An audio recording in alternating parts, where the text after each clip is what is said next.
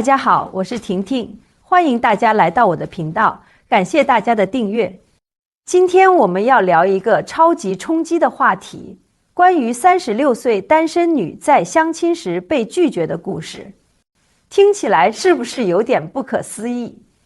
一个年纪不算大的女子，事业外貌都很不错，怎么会被拒绝呢？而且拒绝的理由竟然让人冷汗直流。男子直接说，我只看生育能力，感情啥的谈了也没用。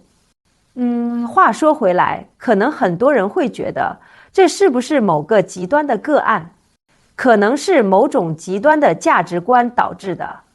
可是等你听完这个故事，可能就会明白，为什么这类事情并不完全是孤立事件。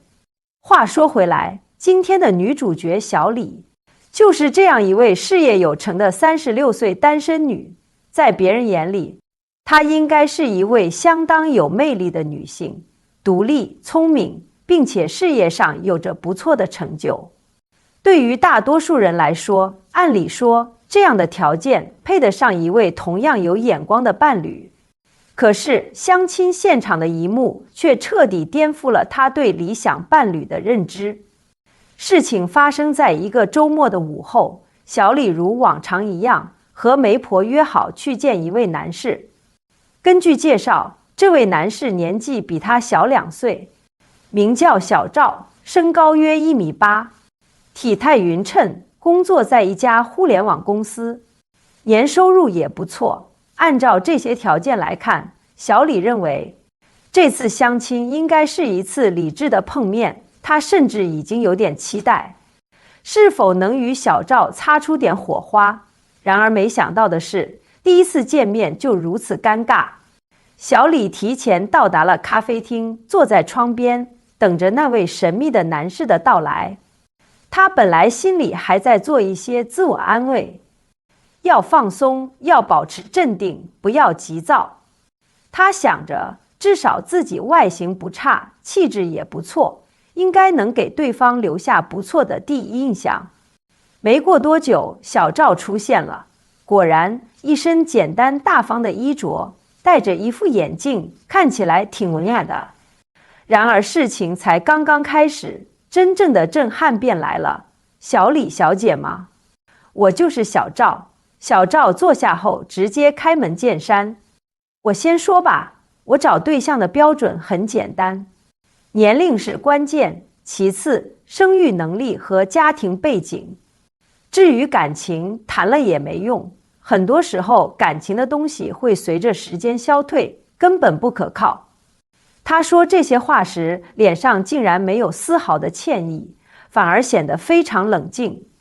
等一下，你是说感情不重要？小李有些愣住了，完全没料到他会这么直白。感情不是不重要，而是相对于生育能力，感情根本不值一提。毕竟结婚的最终目的是生孩子，生育能力不好，婚姻再好也没意义。小赵很自然地说道，这话让小李有些无法接受，整个人顿时愣住了。他心想，难道现在的男人都这么直接，这么实在吗？他忍不住问，那你对我有什么看法呢？我现在36岁了，生育问题你觉得如何？小赵顿了顿，拿起了咖啡杯，轻轻抿了一口，冷静地回答，对于你，我觉得可以考虑，但生育能力的问题不好说。毕竟年纪这么大了，生育的风险和难度都挺大，不像年轻女孩那么容易。听到这句话，小李彻底愣住了。他本来以为这只是一个普通的相亲会话，可能会聊些兴趣爱好、工作内容，甚至是家庭背景，结果没想到第一波问答就直接把他推到了尴尬的境地。事实上，这个相亲对话背后所暴露的，恰恰是当前社会对于婚姻和生育的过度焦虑，尤其是在一些相亲的圈子里，似乎越来越多的人开始关注女性的生育价值，而忽视了女性作为独立个体的尊严和情感需求。我们不难发现，像小赵这种典型的男士，似乎对感情和婚姻的理解只是基于一种生育交易的逻辑。换句话说，他关注的只是女性是否具备生育的能力，而并没有真正去考虑感情的契合与共同生活的可能性。而这样的逻辑背后有一些现实因素的推动，比如对于30多岁以上的单身女性来说，生育的压力是普遍存在的，尤其是在一些传统的观念影响下，女性到了某个年纪似乎就成了剩女，而社会也常常对这些年龄偏大的女性设下了很多隐形的标准，要求她们不仅要具备外貌和事业上的条件，还要能顺利生育。这对于小李来说无疑是一种莫大的压力。她作为一位事业有成、能力不俗的女性，却被生育问题当作婚姻的硬性标准。她觉得自己被降级为生产工具，而不是一个可以拥有自我选择、拥有感情和生活空间的独立个体。在那一瞬间，小李不禁感到一种深深的无奈与愤怒。他想，难道在现代社会，女性真的只能通过生育能力来评价自己的价值吗？难道自己这么多年的努力与付出，真的只能归结为能不能生孩子？但很快他意识到，这不是他能改变的。他不能改变小赵的思维，也不能改变社会上某些传统观念的根深蒂固。但他能做的是勇敢地选择自己想要的生活，而不是迎合这些充满偏见的标准。小李坐在那里，心中复杂的情绪几乎要溢出来。他不想再听下去，但他知道自己必须冷静。他深呼吸了一下，试图平复内心的波动。他不想让自己显得太过激动，也不想让面前的男子看到自己内心的失望和愤怒。毕竟今天的相亲不就是这样一个无情的游戏吗？我理解你说的。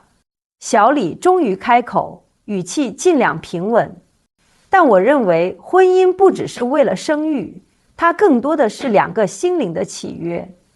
我不觉得自己现在一定要立刻生孩子，我也希望能够有一段彼此理解、支持的关系。他尽量让自己听起来理智，但他内心的震惊已经让他的声音有些微微颤抖。小赵听后沉默了片刻，然后他摇了摇头，语气依然冷漠。感情什么的，你可以慢慢培养，但生育能力错过了就真的错过了。小李内心几乎要爆炸了，他一时间不知该怎么反驳。他从未想到，自己这样的一位成熟独立的女性，在相亲时会被直接量化成生育工具。这个对话几乎让他看到了某些人的真实面目。婚姻不再是两个心灵相通的结合，而仅仅是为了满足某种生理需求而进行的交易。他深知这个社会对剩女的偏见，早就有不少人跟他说过类似的事情，你年纪大了，时间不等人了。可没想到今天在这里，连最基本的尊重与理解都没有了。沉默了好一会儿，小李低下头，强忍着眼中的泪水。他努力不让自己在这一刻崩溃，他抿着嘴唇，抬起头，用力看向小赵，目光变得坚定。今天的相亲恐怕只能到此为止了。我理解你有你的选择标准，我也有我自己的生活方式。感谢你今天的坦诚，但我想我们真的不合适。小赵的脸上没有什么表情波动，他站了起来，淡淡的说了句：既然如此，那就祝你好运，然后转身离开，连一丝迟疑都没有。看着小赵的背影逐渐消失在咖啡厅门口，小李的心情却渐渐变得平静了。他低下头，深深吸了一口气。他从未像今天这样彻底面对了这个社会对女性的偏见。这个社会不再单纯关注一个女人是否能够自立，更加看重的是她是否具备生育功能。在某些男人的眼中，女性就是工具而非个体。然而，这也让小李感到一丝解脱。他知道自己并不想要与这样的人共度一生，如果要过日子，就必须找一个能真正尊重他、理解他，并且能够共享生活中的点滴欢乐与挑战的伴侣，而不是一个将他看作生育机器的男人。回到家里，小李洗漱完毕后，坐在床上陷入沉思。这一次的相亲经历虽然看似只是一个短短的会面，但却让他重新审视了自己和这个社会的关系。他想到自己作为一名36岁的女性，依然活得相对自由，自己拥有不错的事业和生活，但却一直被年龄和生育的标准所束缚。他回想起自己在社交媒体上看到的许多帖子，讨论着相亲、结婚、家庭以及生育问题。有不少网友都在议论，女人到了某个年纪，如果不结婚生子，就会被视为剩女，甚至会被社会排斥。他自己也曾经历过类似的压力，亲戚、朋友，甚至是同事，时不时的会提起他的婚姻状况。怎么还不结婚？是不是有什么问题？他一度不敢正视这些问题，甚至开始怀疑自己是否真的应该早早就步入婚姻的殿堂，追求传统意义上的幸福。可今天，小赵那句冷血的生育能力让他终于看清了这个社会的某些偏见。他意识到，婚姻不应该是为了迎合外界标准，而是为了自己的幸福与自由。每个人都有追求爱与被爱的权利，而不是仅仅为了迎合某种社会期望，委曲求全。突然之间，他不再感到迷茫，也不再焦虑。无论外界如何评判，他知道自己可以选择不妥协，不必按照别人的标准来定义自己的生活。他拨开了自己内心的阴霾，决定不再受生育标准的束缚，而是去追求属于自己的真实感情。他不再执着于结婚生子，而是更专注于自我成长与生活质量。如果他能够遇到一个懂得珍惜他、尊重他的伴侣，那当然最好。如果没有，他也能够坚强地走下去，过得更加充实与自由。这一次的相亲失败，虽然让他伤心和愤怒，但也让他从中获得了重要的领悟。他明白了，婚姻是属于每个人自己决定的事，不必让他人的偏见左右自己的选择。对于小李来说，他的未来不再是为了迎合别人而活，而是为自己的幸福而奋斗。小李的故事并不是单纯的一场相亲失败后的复仇，而是一次自我认知的觉醒。他从中学会了如何面对来自社会的偏见，如何在现代社会中找到自我的位置。他的经历告诉我们，婚姻和生育的选择并非由外界定义，他们应该是个人的选择，是根据自身的意愿来规划的生活方式。随着时间的推移，小李的生活变得更加充实与自在。